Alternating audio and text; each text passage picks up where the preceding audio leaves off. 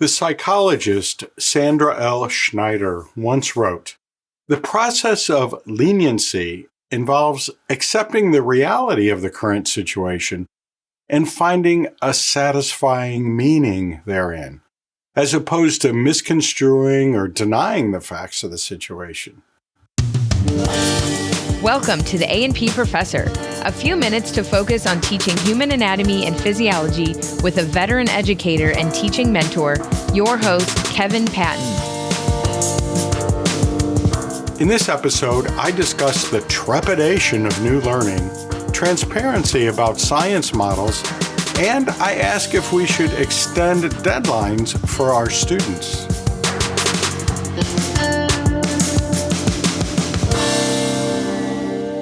You know that feeling you get when you've just finished an intense learning experience and you feel like you'll never retain all that new learning? Oh, wow. Do I know that feeling? I get it after every single HAPS conference, even if it's just one of those day-long regional conferences or an hour-long town hall meeting.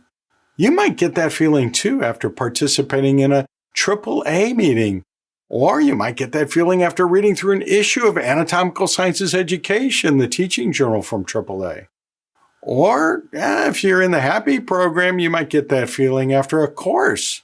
Or I know for sure, if you're in the HAPI program and you're in the process of graduating, yep, you're going to have that feeling. I see it over and over again. Now, you may know that this trepidation and uncertainty about whether you'll ever be able to recall and apply all that stuff that you just learned is, well, a very common feeling when we've just gone through a rigorous period of learning. We know that it's, well, only natural. Really, we know that. Okay, maybe we need a little reminder that this is to be expected. You know, a little bit of encouragement that all that time and effort will not be wasted. Well, here I am to remind you and myself, another free service from the A&P Professor family of A&P teaching resources. As we try to organize all the new learning in our brains after an intense learning experience, it seems to swirl around and the little bits are hard to retrieve easily when we first try. Of course, it's even swirlier if we're trying to scan our memories for all the new things we just learned.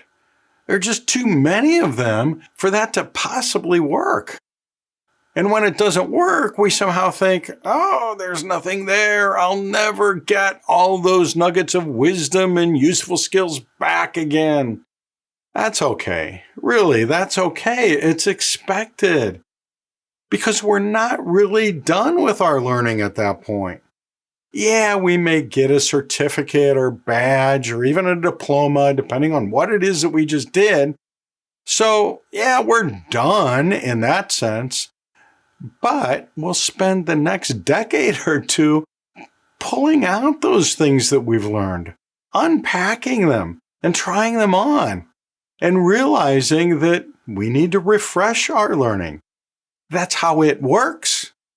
As we refresh our learning, it'll come back to us, and we'll know what questions to ask and what kinds of help to seek as we do that, because we've prepared ourselves for that in all of our prior learning. We really do know how it works, and we've already gained the skills we need to make it work for us. Besides this necessary forgetting, then recalling and refreshing, all being part of the process, we don't ever forget that we have friends and colleagues who've been part of that learning journey too, and are here to back us up. Our network of colleagues in HAPS and AAA on Twitter, the A&P Professor community, Facebook, the listserv, and elsewhere, well, they're just an email, a call, or a tweet away. Just this week, I've had a few contacts like that, and right along as others did the same. At the very least, I'm here for you. But also here for you are all those others that you've shared learning experiences with. And we'll pull those memories back out together and help each other apply them. A searchable transcript and, yes, a captioned audiogram of this episode are funded by AAA, the American Association for Anatomy. Hey, if you're on Twitter, you may know that many AAA members and the organization itself are very active on Twitter. Check out their feed using their handle @anatomy.org. And you can always get more information about AAA on the web at anatomy.org. Many of us talk about transparency in our teaching practice. That is, being intentional about telling students why we're giving this kind of test instead of that kind, what learning benefits there are to doing some active learning along with traditional lectures, and, that sort of thing. That kind of being transparent. At least we should be having those kinds of discussions, that kind of transparency. You know what? I've found it also helps to be transparent about our discipline, too. I think we assume too much about what students know about how science, and in particular anatomy and physiology, are communicated when those students walk into our door or log into our course. For example, at the beginning of our course, I like to be transparent about the use of models in science. I think I know for a long time, I just start presenting models. This kind of model for this concept and that model for that concept, like the sliding filament model, for example, or, earlier in the course than that, when we do a brief review of chemistry and we talk about these different models of atoms and molecules and enzymes and, just all kinds of things. And those aren't real enzymes or real pictures of enzymes. No, they're models. And, model cells. We look at that, real cells don't look anything like that. We've removed almost all the furniture so that they can just see a few pieces of the more common kinds of furniture that are inside a cell. It's not even furniture, they're little machines in a way, really, or little organs. And I explain that models are used in both anatomy and physiology to help us imagine a thing in a certain way that helps us understand its nature. Or, most often just one or two things about its nature. So, for example, taking that model cell, there's so much about a cell that we can't tell from the typical model cell. And I usually use more than one model of a cell. I might use an actual physical model that I pulled in from the lab. It's made out of plastic or something, or maybe one that a student in some past year has built out of clay or carved out of wood or made out of foam or whatever. And then, of course, we have the model cell that's in our textbook or on a slide or, a chart or something like that, or one that we've drawn on the board or one that we maybe have students draw out on their own. All of those things are models and all of them are incomplete. They're all very incomplete. They're just teaching us a handful of things, if that, about a cell.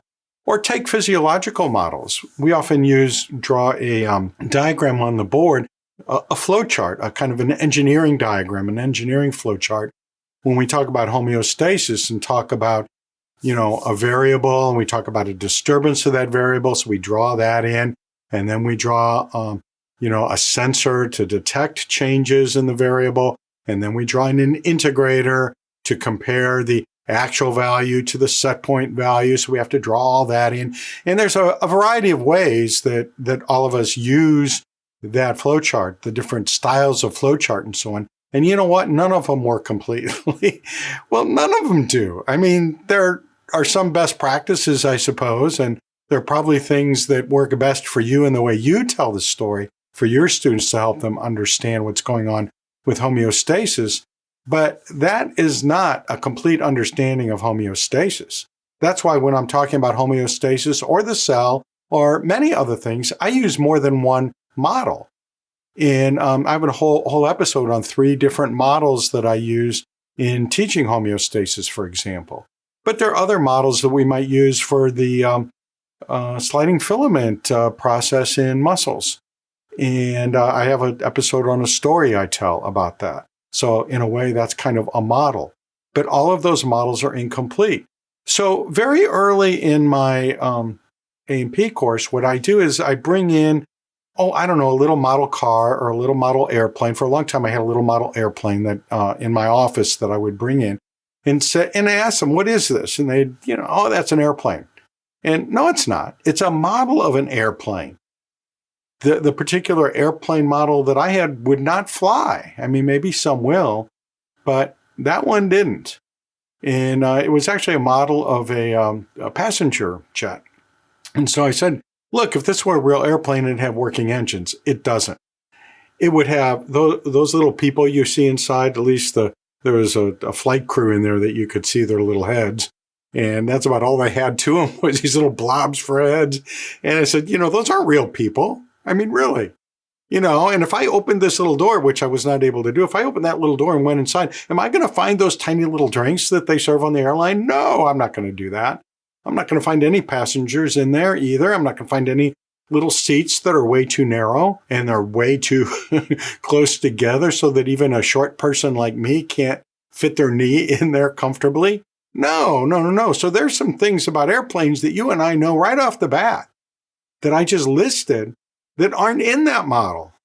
All this tells you is if you've never seen an airplane in your life, it gives you some idea that they have wings and what a wing is and what it looks like and where the engines would be if it had working engines and things like that. So it's only going to tell you some essential information. That's what a model is. So keep that in mind when we look at models, we're not getting the whole story. We're just starting the story. We're beginning our understanding of that. And we use that as a scientific method as well, because when we don't understand how something works in nature, we start building models and see how the evidence supports or doesn't support that model. And we might keep refining that model or throw that model away and come up with a new model until eventually we have a much more complete understanding of how whatever it is we were investigating works. And so very brief conversation right at the beginning, and I weave into that the idea of analogies. What is an analogy? It's where things are similar to one another. So when I tell that, I tell a love story, and I'll have a link to this in the show notes in the episode page, but I tell a love story between actin and myosin when I talk about the sliding filament process. Actually, I have a much bigger story that covers most of that excitation, contraction coupling that's going on in the muscle cell, and that also includes the contraction and even the relaxation part of the story. And so that's an analogy. I mean, myosin and actin aren't really in love. We're just imagining that they have a consciousness and emotions and attractions and so on. So it's an analogy. And we use that a lot, not only in teaching, but we also use it in science as a way to communicate what we know so far about a particular concept or a particular hypothesis or theory. And the thing about analogies is there are some people whose brains find it very difficult to transfer what they're learning in a story that is meant to be an analogy, transferring it to the actual theory or mechanism or whatever it is that we're trying to describe. Now, for me, it's easy. I think I've always thought in analogies, but I know a number of people and I've encountered a number of students where that is a very difficult thing, but there are ways to bridge that gap. And so, if students are having that trouble, I have them come to my office and we kind of talk through it a little bit. And very often that is enough to get them going, where they can see what I'm doing with these analogies. But sometimes I refer them to other resources where they can learn a little bit more about how analogies work. Another thing that I mention at this time in my course are color codes, because we're just so used to them, they're kind of invisible to us. I mean, it's like if you're teaching somebody to drive and they don't realize what the white stripes mean and how they're different from the yellow stripes on the road. and what a double yellow line means as opposed to a single yellow line, and some of the other colors that you might run into on the road. Now, hopefully, at some point they read a manual or whatever and take a driving test where they learn some of those basics. But even in those driving tests, some of those really basic elements are left out because I guess they just assume everybody knows that. And we do that in our A&P course. At least that's what I always did until I started using this strategy. And that is to say, look, there are color codes here. You probably know some of them already. You've probably seen them before. Like, for example, put up a diagram. It's a monochrome diagram of the human body, and it'll have some arteries and veins represented in red and blue, respectively. And so I'll say, arteries, or at least the systemic arteries are red and the systemic veins are blue. Oh, but look, these over here, look at the major vessels that are attached to the lungs. They're kind of the opposite, aren't they? So why is that? So what is that really representing? In doing that, it's taking something they kind of already know and have encountered before, and we apply it and show them, well, maybe there's more to it than they ever realized, or at least more than they're remembering, about the fact that it's not about whether it's an artery or vein. It's more about, where that blood is coming from and where it's going and what the characteristics of that blood might be. So then we move on from there and say, well, really, are veins blue? Are arteries red? Well, yes and no. Those colors do come from somewhere, but when you look at an artery or a vein in the body, it's not going to be that bright red or bright blue. It may not look red or blue at all. Arteries are very thick walled, and so depending on where you're at, it may just look like any of the other little cylindrical looking stringy things that are inside the body, at least in a living body. The veins might look more brown or dark purple or something, and they're certainly not going to be that bright blue color. And so we can talk about that. And then when we look at lymphoid structures, look at a lymphatic vessel, those are always bright green, right? No, they're not. In a lot of diagrams, in a lot of textbooks and charts and so on, and even like painted plastic models and so on, you'll see lymphatic vessels that are green, and they're a fairly bright green. That's so they stand out, so you can see where they are. It's a teaching tool. It's a communication tool. And lymphatics really aren't that color. And why green? I don't know. Maybe there is some particular history behind that. I'm guessing it's just that, well, we're using blue ink for these vessels and red ink for those vessels. What other colors we got in the ink cabinet over there? We got some green. Yeah, most printers have green ink, so let's make it green and we'll put that in our book.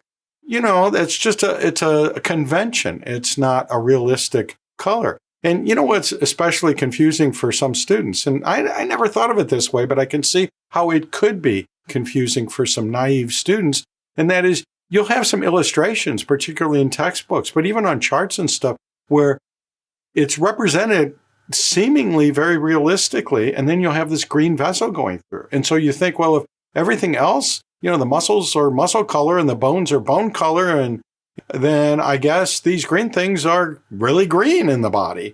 And no, they're not. That's not the case. So we need to kind of lay that out.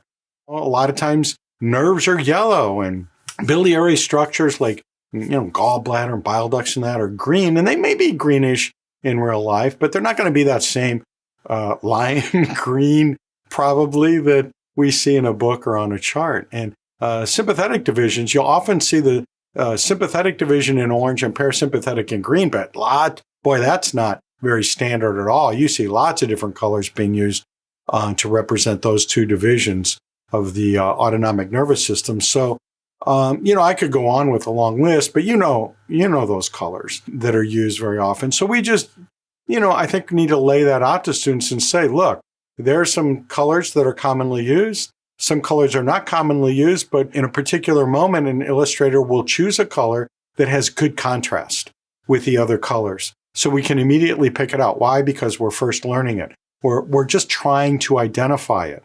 We're trying to see what's there. And even in physiology diagrams, we do that. We will represent different chemicals, chemical elements or molecules or different things like that in different colors. We might use different colors to represent different processes too, and like inputs and outputs or something like that. Efferent and afferent pathways or directions.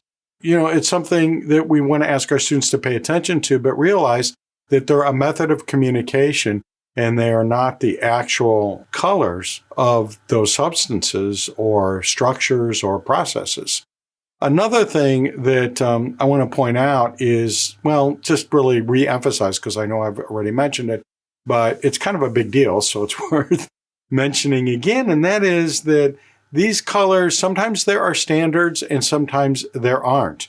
And we're not necessarily going to know walking into the situation whether an illustrator is using standard colors or not. We may start to recognize them, and I don't think it's important for us as instructors nor for our students to be able to necessarily do that, but to point out that don't always expect this kind of atom to be that color. Don't always expect carbon to be represented as a black ball. It may not be.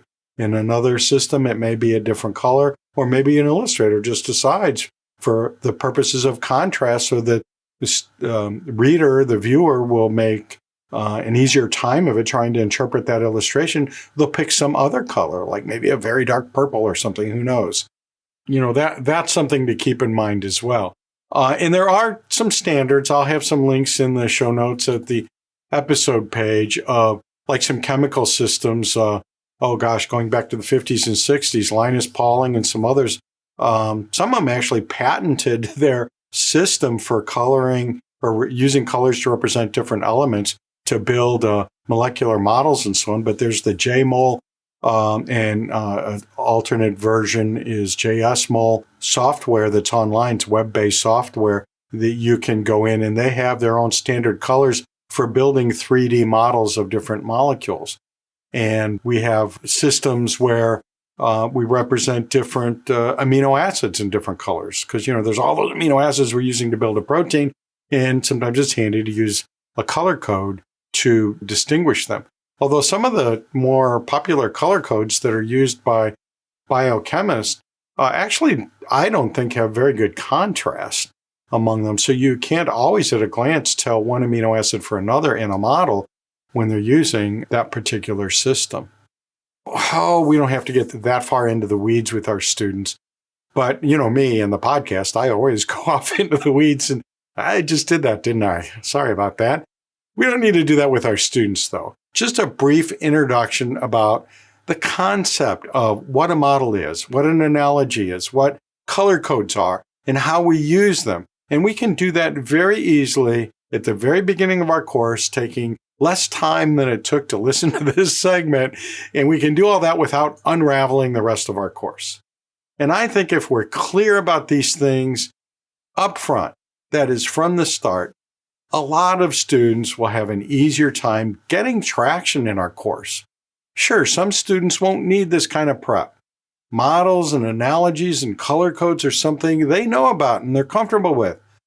Maybe not many of our students need this prep, but even those who don't need it, they're still going to benefit from that conversation.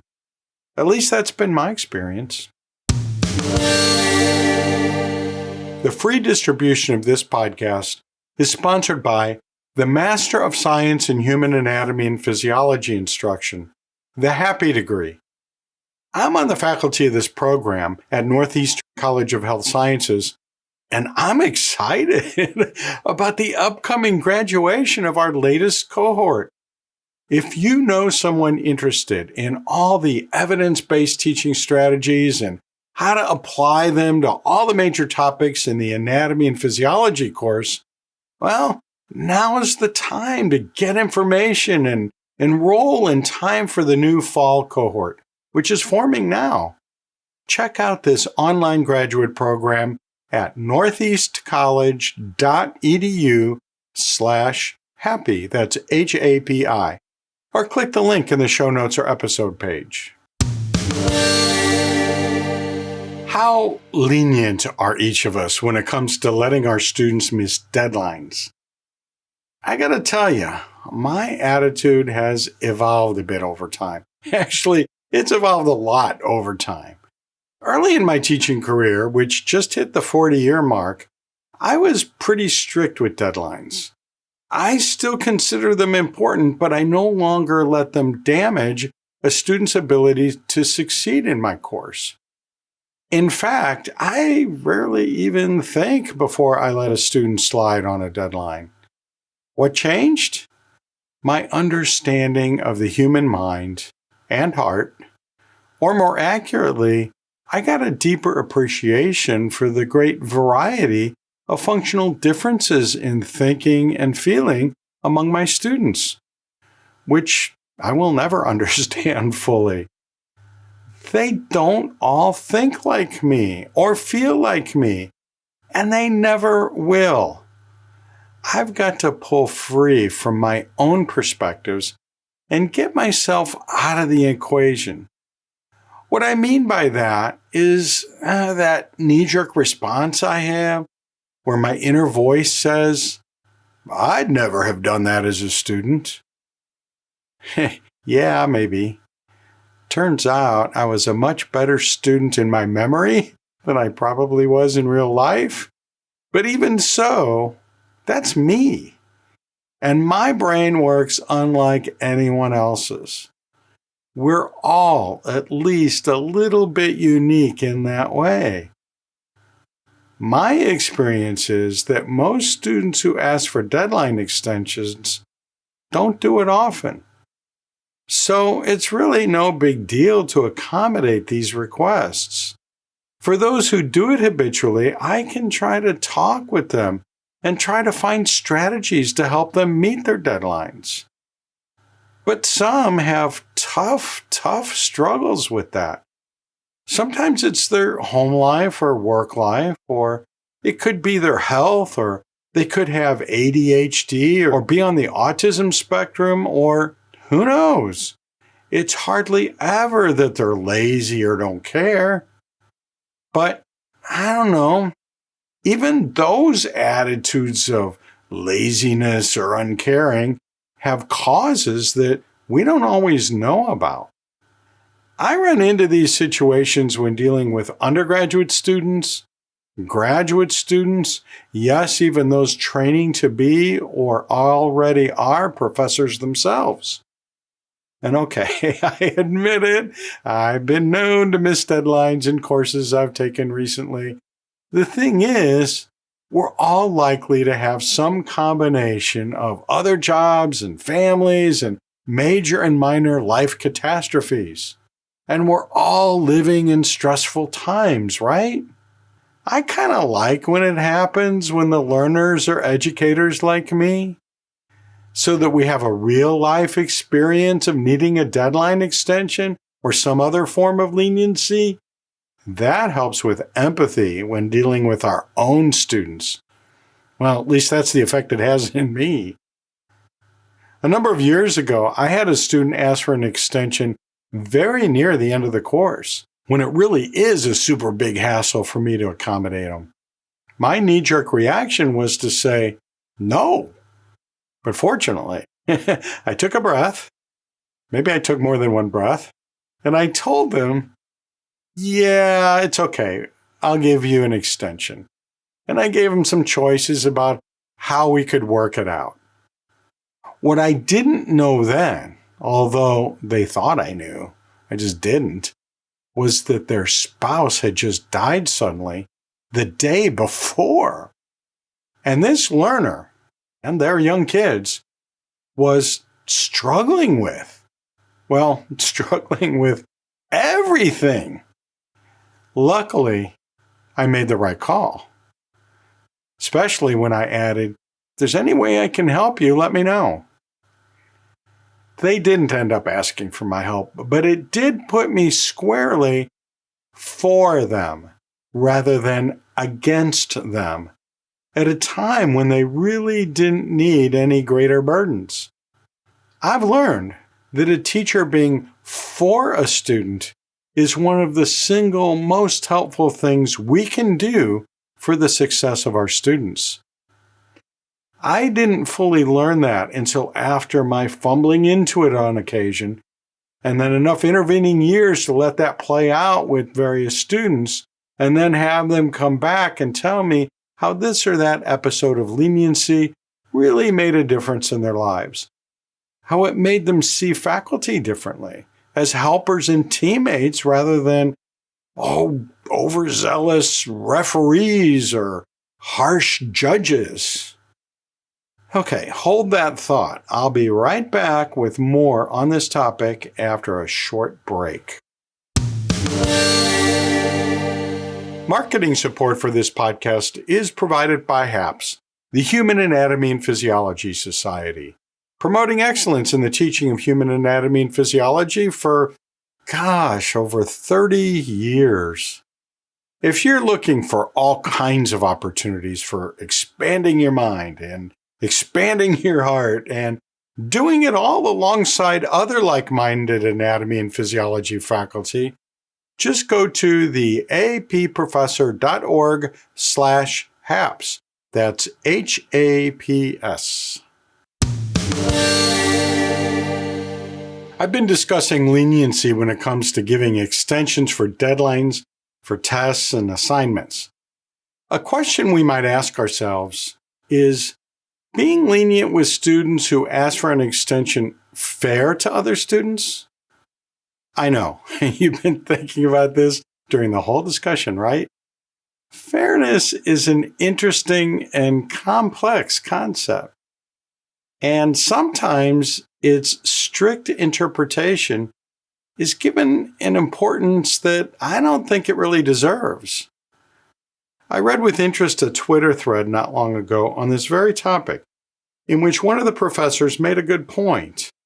If I let a student turn in an assignment late, is that fair to students who struggled to get it done by the deadline, not knowing or maybe afraid to ask if I'd give an extension? I don't know. But I do know that I can't think of any harm being done to anyone by giving that late student a break. These days, I'm kind of okay leaving the flock behind for a moment to go help that one lost sheep. I've shared several times in this podcast that I use a strategy I learned when my kids became teenagers. When I was confronting them with some issue, I tried to see their faces as they were when they were 5 years old. Sweet, innocent, cheerful faces. That helped me be more empathetic and compassionate and helpful and loving than I'd have been in that moment of irritation and disappointment with my teenager. So I try to picture my students of any age as sweet and earnest little kindergartners when they tell me that they're going to be late with their paper or other assignment, and when they ask if they can take their test after the deadline. That has been working really, really well for me. And I'm a happier teacher, too. Before I finish, you may remember that when I teach my regular face-to-face A&P 1 or A&P 2 course, I have all my tests online and open with a window of a week or so, maybe sometimes even 2 or more weeks, to take the 3 attempts that they're allowed to on each test. The midterm and final are paper tests, but I use my Respondus software to generate 3 or 4 random variations from my exam test bank to use in class, all with mostly or entirely different test items. And I can generate yet another variation at a moment's notice and print it out if I need to use a makeup test. And I don't have deadlines at all in my fully online pre-A&P course. Students have the entire term, which is usually a half a semester or a summer session or one of the other short mini-mesters that we have at our community college. Their only deadline is to have it all completed by the last day of the term. And I do mean the very last minute, midnight of the official end of the term. You know what? Even after frequent nudges in the form of course announcements and emails about the deadline, I still get the occasional request for an extension from a student. And this used to really bug me. I mean, really? All the built-in leniency, and you're still asking for an extension? Of course, I don't ask that out loud, but in my head, I'm shouting. Okay, maybe I'm not shouting, but I'm using a firm tone at least. But, I eventually just started saying to those students, okay, no worries, we'll make it work. And then I'd explain to the student, here's my deadline for submitting grades. It's a deadline that affects not only my employment, but also affects the grades of every other student in the course. So I'll give that student a new deadline of, a few hours before my actual last moment to submit grades deadline. And then I have to ignore the panicked emails from various people in my department and division in the college reminding me that I'm about to miss my deadline. And my student then, the one that missed the deadline and I gave him an extension, they either get it done in time or they don't. They almost always do, though. And when they don't, you know what? I've done everything I possibly can within the limits that I've been given. Now, that may be a good place to leave things, but you know me. I've always got one more point to make. I just want to explain that I do lay out the advantages to students in meeting their deadlines. I do that by giving them a link to an article about these advantages very early in the course. And I'll put that link in the show notes and episode page so that you can link to it too if you want to, or at least go look at it and maybe it'll give you some ideas for doing something along those lines that fits better in your course. And I want to reiterate that when I have chronic missers of deadlines, I do treat that as a special case to figure out how to solve it. One thing I've come to realize, something that was there in front of me all the time, and that is there are quite a few people who have 4 or more grandmothers. It does feel odd when a student claims that their grandmother's funeral is that day for the 3rd time, or maybe the 4th time, or maybe the 5th time. And I think, wait, how many grandmothers can they have? But you know what? Families are not all uniform, are they? There's lots of blending and other kinds of things that can create situations where someone may have quite a few grandmothers. Now, I can't speak to the odds of them all having funerals within the same semester, but the point is that often there are things that we can't see or just aren't seeing that play into things that really are barriers to our students, actual barriers to our students. One thing I won't do, which I admit I did sometimes early in my teaching career, is demand documentation of a student's excuse. In fact, I don't even ask them for an excuse. That won't change the fact that they missed the deadline, will it? Nor will it change the fact that my primary goal is to get them back on their learning pathway. Whether it was a funeral or a bunch of funerals or their own illness or whatever it is, that doesn't matter. All I'm concerned about is how can we make this right? How can we get you back on that success pathway? You may have course characteristics that affect how you handle deadline extensions, and I think we all recognize that. For example, you may have to follow a department or college policy, or maybe you have 1,000 students and no teaching assistants, or, all kinds of things. Okay, last point. I promise, last point. Yeah, okay, you're not believing me, are you? But really, I'm promising. Last point I'm going to make on this is, yes, I am aware that they won't, quote, get away with these shenanigans, unquote, when they get to this or that professional program or career.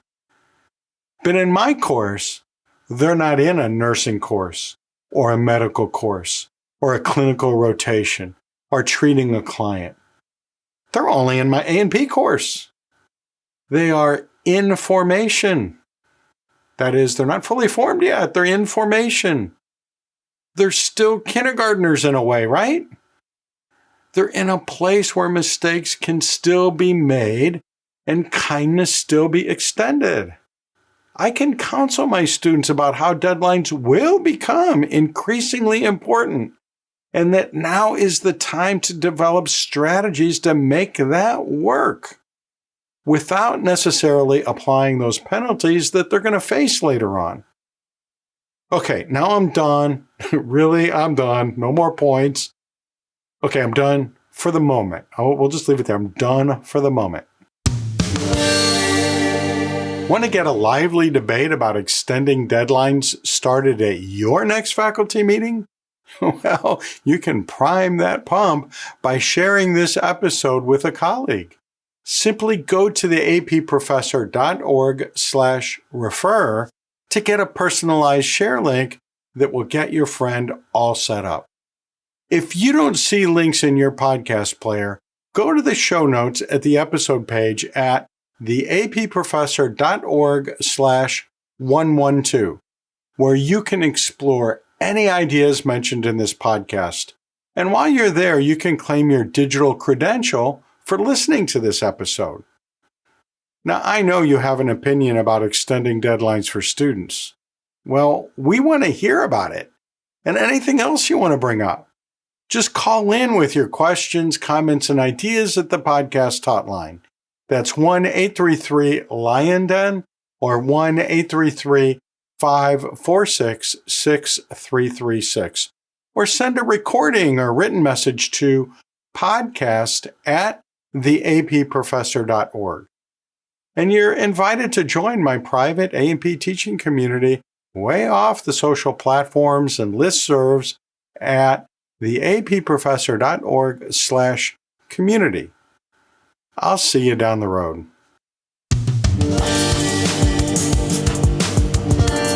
The A&P Professor is hosted by Dr. Kevin Patton, an award-winning professor and textbook author in human anatomy and physiology.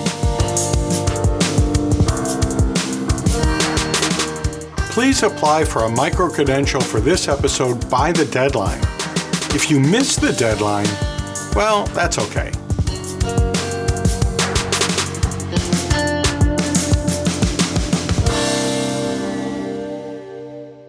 We're living in strange times, aren't we? There's a lot of health misinformation and disinformation coming at us from all directions. As science faculty, we have an obligation to promote only evidence-based information and critical analysis. Let's all help each other keep everyone safe and healthy.